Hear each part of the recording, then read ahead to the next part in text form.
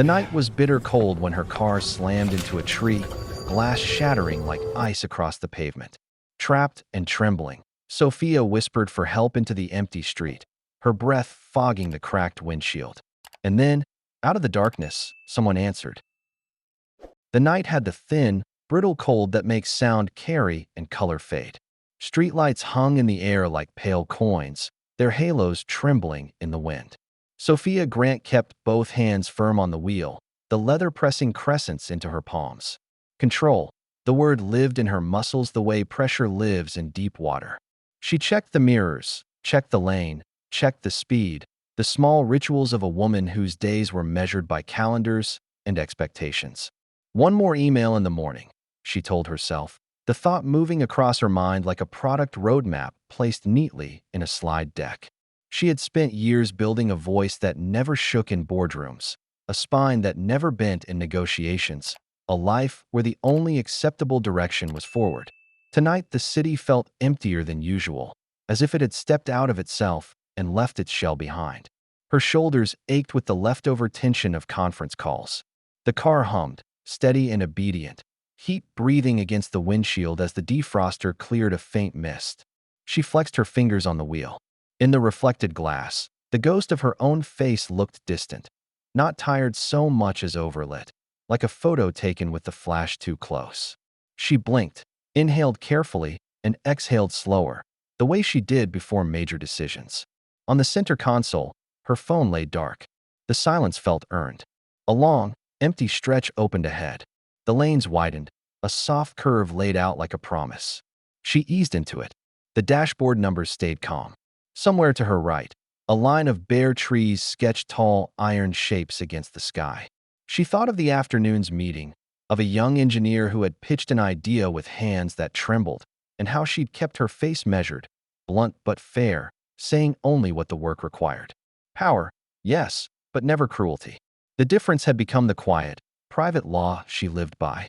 Then, a splintering sound in the distance, small, uncertain, followed by a sudden white glare that swallowed the road.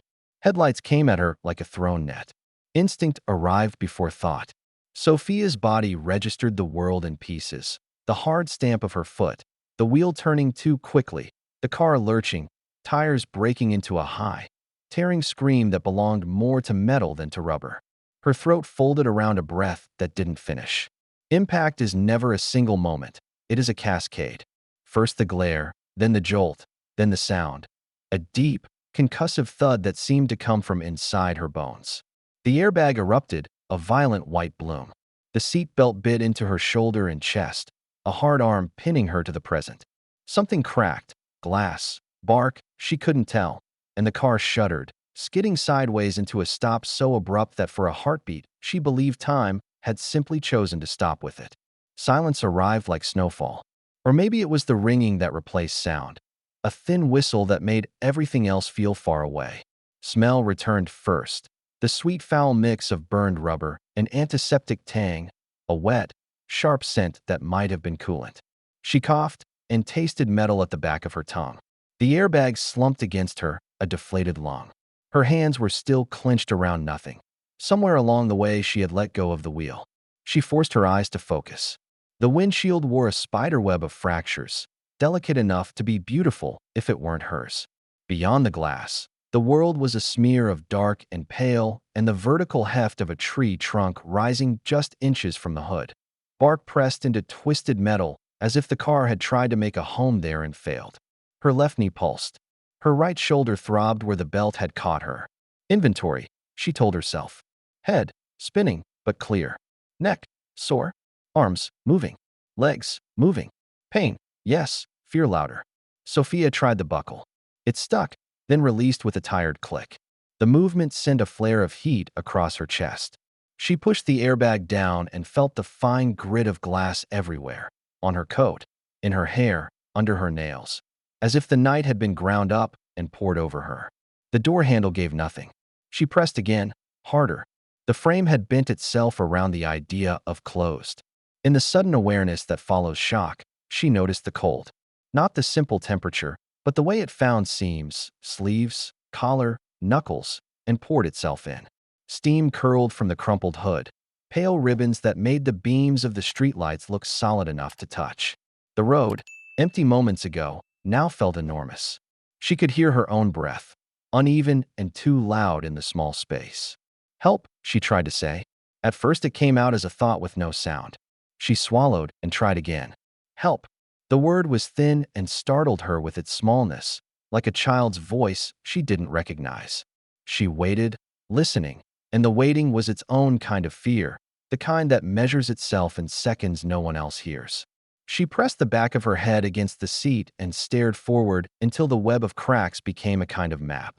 She traced nothing with her eyes and forced herself to breathe, to count. In for 4. Hold for 4. Out for 4. Another exhale fogged the broken glass and reminded her she was still making a mark on the world, however faint. A thought arrived with the precision of an agenda item. You could have died. It was not drama. It was data, and data demands response. "Please," she said, softer now, and she wasn't sure if she was asking the night or herself. The cold deepened. The ringing thinned and the world's other sounds tried to return. A far-off engine, the whisper of wind through bare branches, a faint metallic tick from somewhere under the hood. She closed her eyes for a heartbeat, then another, and when she opened them again the lights outside seemed farther away. Fear shifted shape, not a burst, but a slow rising tide. She set her jaw against it. The city stretched on around her, wide and indifferent, but the fact of the breath she drew made a small, stubborn promise. She tried the horn. Nothing. She tried the door again. Nothing. The ache in her shoulder pulsed to the rhythm of her counting. "Help," she whispered one more time, letting the word fill the small cabin and then leave it, uncertain of where it would land. Out beyond the cracked glass, the night listened. Somewhere, she told herself, someone must be walking. Somewhere, someone would hear. Daniel Miller tugged his jacket tighter against his chest, though the thin cotton did little to fight the night air. It was nearly midnight, and his legs carried the heaviness of another 10-hour shift at the diner.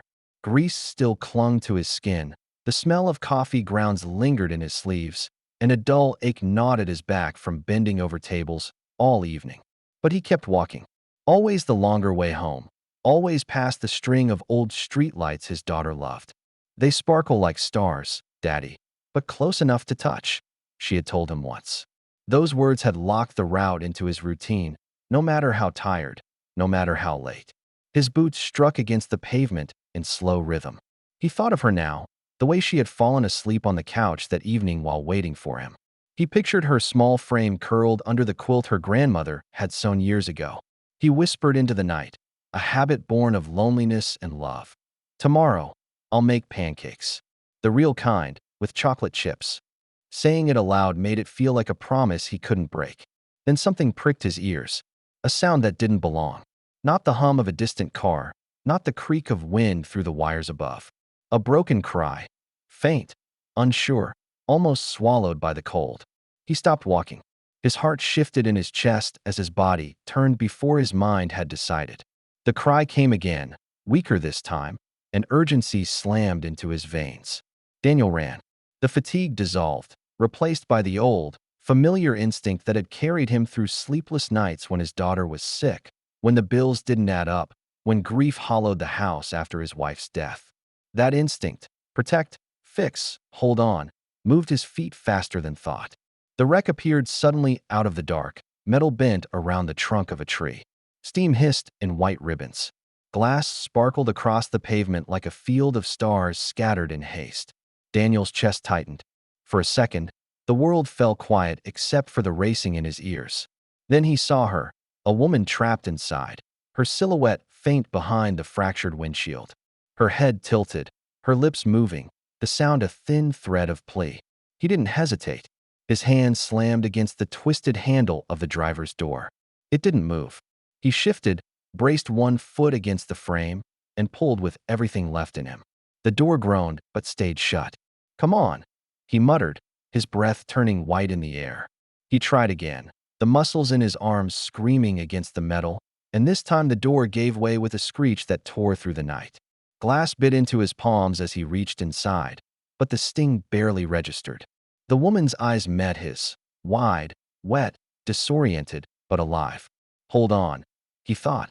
though his mouth spoke the words softly, steady, the way he had spoken to his daughter during thunderstorms. "Stay with me. You're safe now." She stirred, her lips parting to form a word he couldn't catch. He eased the seatbelt loose, careful not to jolt her shoulder.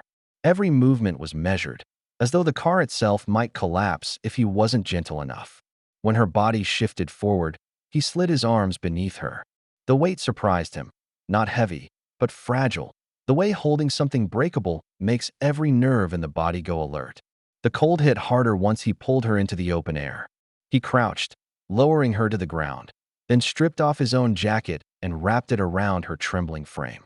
She clutched the fabric weakly, and he kept his hand over hers, grounding her with warmth. His phone was already in his other hand, the numbers dialed on muscle memory. 911, car accident, corner of West and 3rd, he said, his voice even, clipped, practiced. The operator's questions blurred, but he answered them all while keeping his gaze locked on her.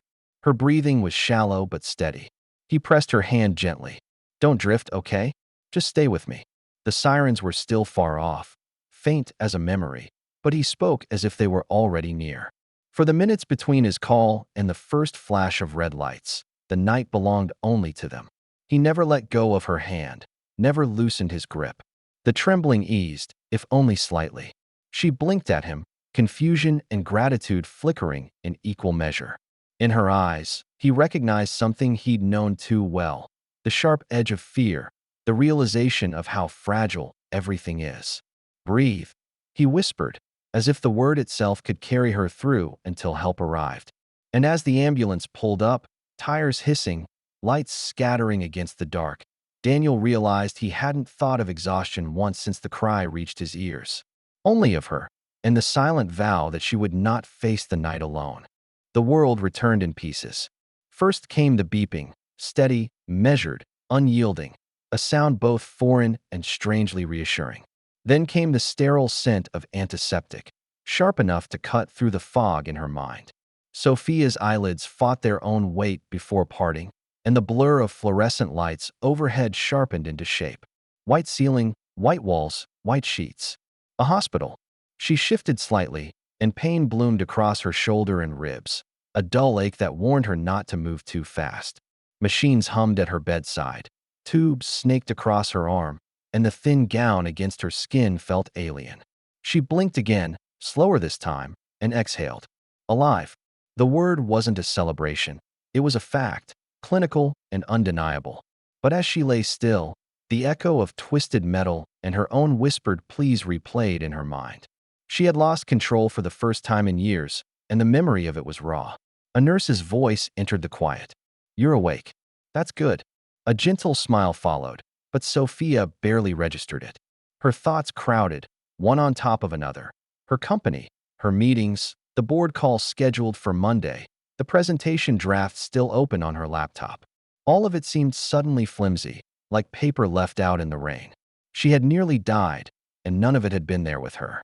The nurse adjusted her fore and added softly, "You're lucky. Someone found you quickly, brought you out before the paramedics arrived." The words sank in with surprising weight. Lucky. Someone. She closed her eyes and saw only fragments, strong hands pulling her, a steady voice telling her to stay, warmth wrapping her shoulders when everything else was cold. Not luck, she realized. Someone had chosen not to walk past. Someone had risked himself. 2 days later, Sophia found him again, or rather, he found her. The door to her hospital room opened, and there he stood, Daniel Miller. His frame looked tired under the overhead lights, but his posture was steady. He held a paper bag from the cafeteria, clearly meant for his daughter waiting down the hall with a volunteer. His eyes caught hers, and he offered a polite nod, as though uncertain whether Esau would remember the man who had pulled her from wreckage. Sophia's throat tightened, and her voice came out softer than she intended. "It was you." Daniel shifted the bag to his other hand. "Just happened to be there," he said. No bravado, no expectation.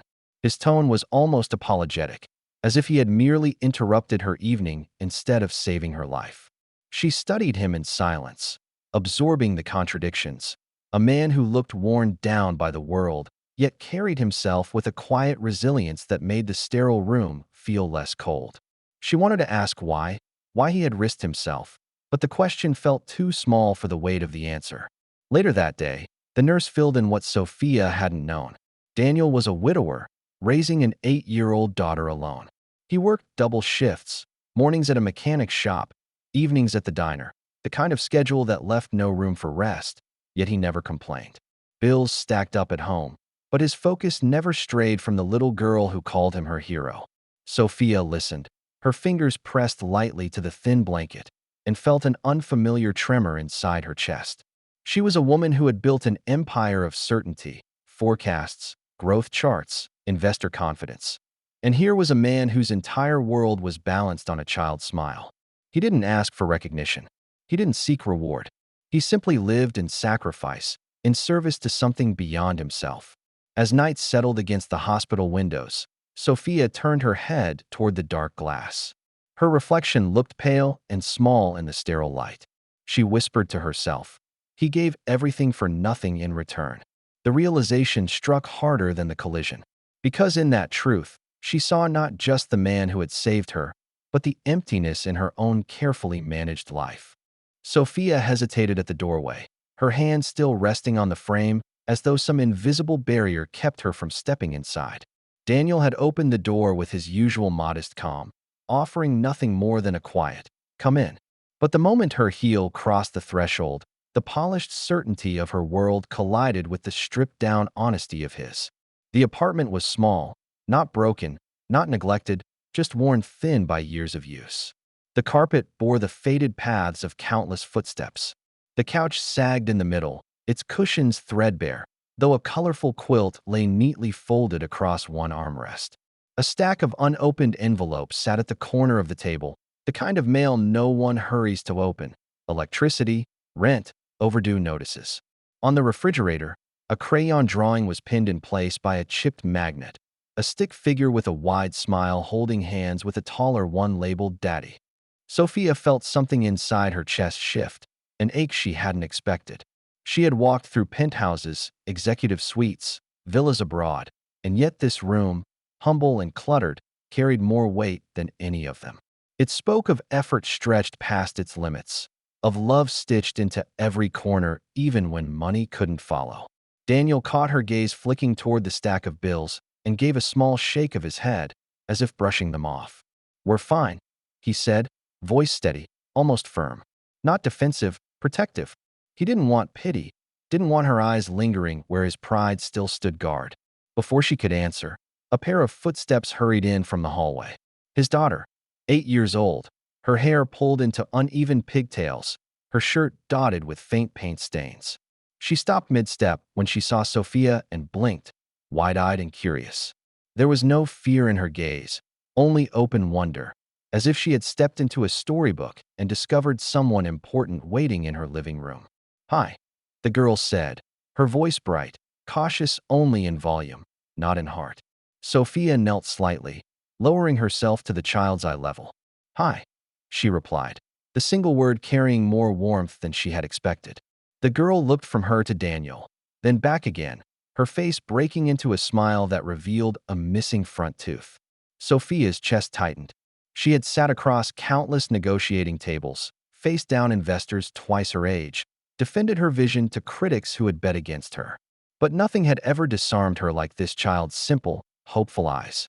Daniel cleared his throat. "Why don't you finish your homework, sweetheart?" he said gently. His daughter nodded but lingered for one more second, as if reluctant to leave this new presence in their home, before scampering off down the hall. Silence followed, filled only by the distant scratch of a pencil against paper. Sophia turned back toward Daniel. He shrugged lightly, the gesture that of a man who had nothing to hide but everything to protect. "We manage," he said, as though those two words were enough to explain years of sacrifice, loneliness, and resilience. Sophia's gaze drifted again, to the worn fabric of the couch, to the cracked lamp base glued back together, to the small pile of neatly folded laundry waiting on a chair. None of it asked for her attention, yet all of it demanded her understanding. This man gave everything he had, and it was never quite enough. But he never stopped. She felt her throat tighten.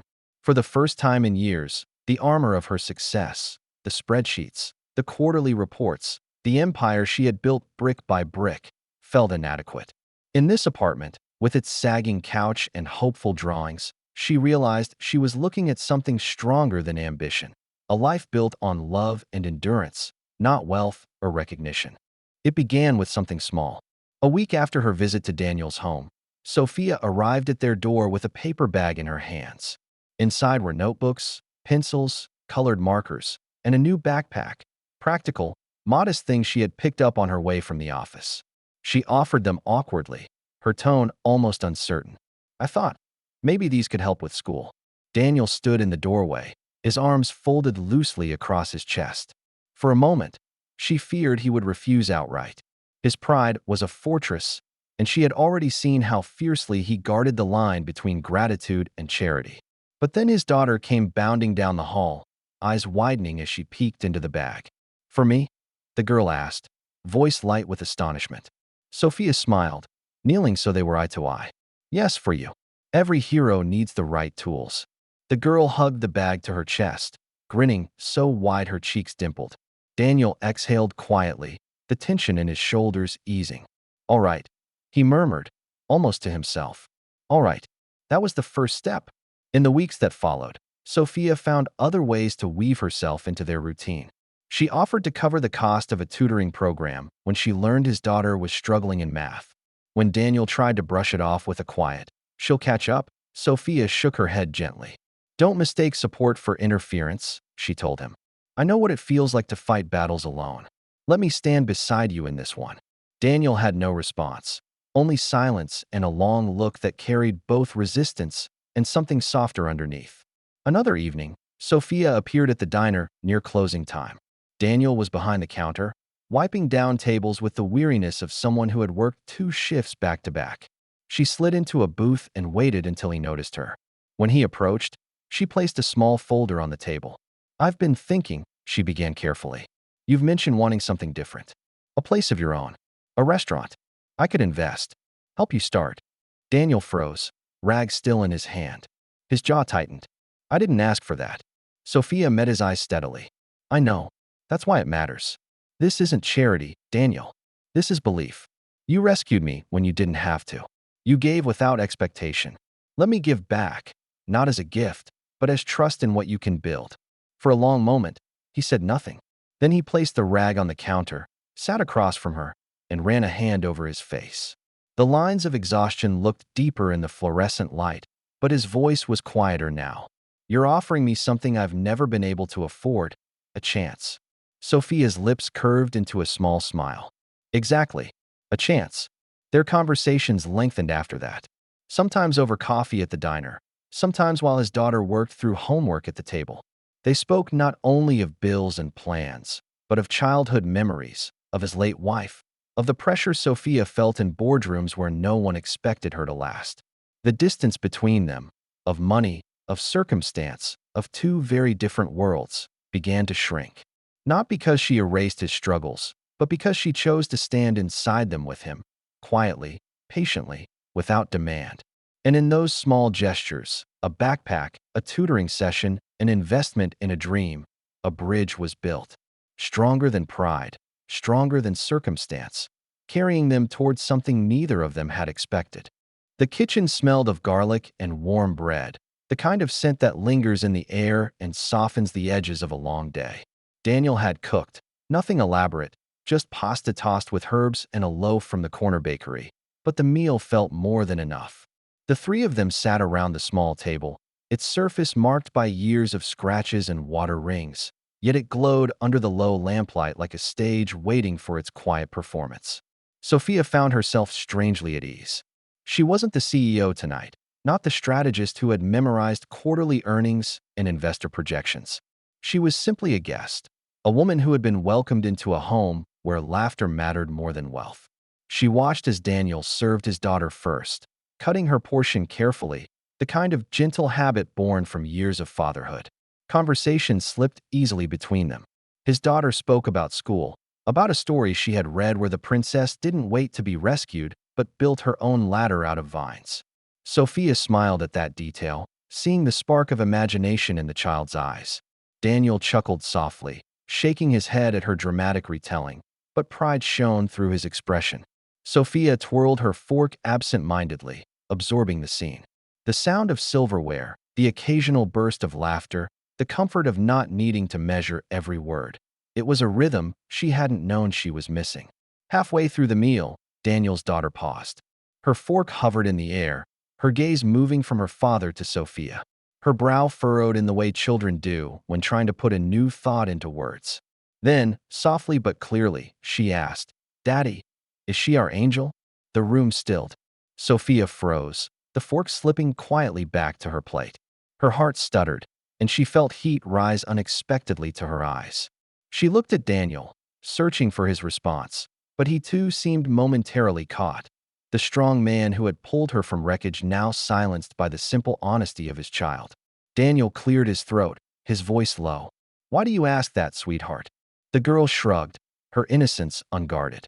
"Because she came after the accident. Because she helps. Because you smile more when she's here." Sophia pressed a hand lightly against the edge of the table, grounding herself against the rush of emotion those words carried. She had stood in front of packed auditoriums, facing questions designed to test her worth. Yet this question, asked by a child with eyes wide and certain, unraveled her more completely than any boardroom challenge ever had. Her voice trembled, but she managed a whisper. "I don't know about being an angel, but I know being here feels right." Daniel's eyes met hers across the table, steady, unreadable, yet softened at the edges. There was gratitude there, but also something deeper, something he didn't put into words. His daughter smiled, satisfied, and returned to her pasta as though she had merely pointed out something obvious. The silence that followed wasn't heavy. It was full, like air after a storm. Sophia blinked back the blur in her vision and allowed herself to breathe in that fullness. She hadn't come here to be anyone's angel. She had come because she couldn't ignore the pull. The feeling that the night of the accident had been less about survival and more about finding what she hadn't known she was missing. For the first time in years, Sophia felt the hard walls she had built begin to soften. And in that small kitchen, under the glow of a humble lamp, she understood something her wealth had never taught her. Sometimes the most profound truths arrive in the smallest voices. Weeks turned into months, and the memory of the accident softened into something less like trauma and more like a threshold, a doorway she had stepped through and could never return from. Sophia often thought about that night, the screech of tires, the blinding lights, the crushing stillness after impact. But the ending she carried with her wasn't twisted metal or the hiss of steam. It was Daniel's steady voice pulling her back, his hand holding hers, the warmth of a stranger who became something far more. Life didn't change in a single leap. It shifted in countless small steps. Sophia still led her company, still stood before her board and investors with the same fire, but she no longer mistook that arena for the whole of her existence. At the end of long days, she found herself drawn not to empty penthouses, but to a small apartment where laughter spilled down the hallway, where Daniel's daughter practiced spelling words at the table, where Daniel himself leaned back after a late shift, exhaustion etched into his features, yet softened by the quiet comfort of company. She realized that her accident hadn't only broken her car, it had broken the illusion that she was complete in her isolation. The crash had stripped her of control, and in that terrifying absence she had discovered what it meant to be held, not by status, not by wealth, but by human hands willing to risk themselves without expectation of reward. Daniel, for his part, never spoke of the night as though it made him a hero. When she tried to thank him again, he shook his head. "I didn't save you. I just did what anyone would." But Sophia knew better. Many would have walked past. He hadn't, and that difference had changed everything. One evening, as the sun fell behind the city skyline, Sophia sat beside Daniel on the old couch, its cushions worn but familiar. His daughter had fallen asleep between them, her small head resting on Sophia's lap, her breathing even and steady. The room was quiet except for the tick of the wall clock. Sophia looked down at the child's peaceful face and then at Daniel. He caught her gaze, holding it for a moment longer than usual. No words passed, but in that silence Sophia felt the answer to every unasked question. This was not about rescuing or being rescued. It was about finding a place where giving and receiving blurred into the same act, where strength meant vulnerability, and where wealth was measured in laughter, in sacrifice, in love. She brushed a strand of hair from the child's forehead and whispered, almost to herself, "This is what matters." Daniel's hand found hers, steady as it had been on the night of the crash, and this time she didn't feel fear pressing in. She felt hope, the kind that doesn't announce itself with fanfare but settles in quietly, building roots where you least expect them. Sophia Grant, who had built an empire, who had once defined her worth by numbers and headlines, finally understood. True wealth isn't counted in dollars or influence, but in the people who make the world worth waking up to. The accident had taken control from her hands, but in that surrender, she had been given something infinitely greater: a family, a new beginning, a chance to be more than what she had built.